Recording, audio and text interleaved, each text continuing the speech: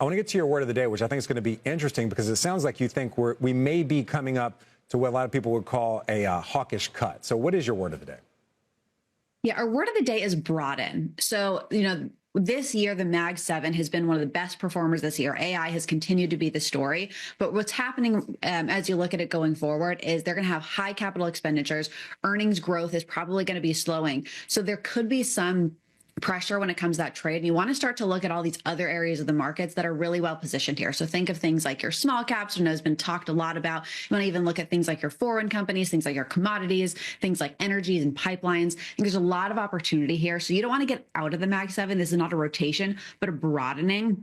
And as you approach the end of the year, this is absolutely the time you want to look at your portfolio and figure out where can I rebalance here and how can I take advantage of these trends, because the shift is going to be happening. Courtney, very quickly, I do want to ask you, if you think the rate cut path might be interrupted with a pause, you still want to put money in small caps? Doesn't that change the narrative in some way? Well, the Fed is cutting here next week, right? So shorter term rates have been coming down, which is going to benefit your small caps. Plus, with the Trump administration, small caps and mid caps actually tend to be a little bit better positioned because of the protectionist stance, where they are more focused here in the U.S., as opposed to some of your larger companies who have more exposure abroad. And if you see some of those tariffs come in play and, retaliatory tariffs potentially, that can affect your larger caps more than your small and mid caps. So that's something here you absolutely want to have a piece of. All right, let's get to your pick. What's your pick for us today and why?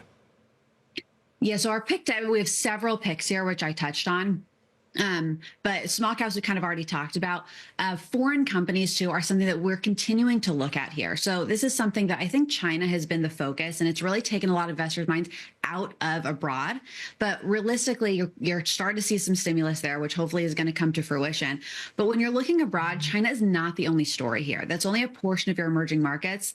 And when you look at your developed markets here, think of some of the biggest companies are things like Novo, Nordisk in your developed markets, things like Taiwan Semi in your emerging markets. So these are the same trends we're seeing here in the U.S. You absolutely want to take advantage of the lower valuations.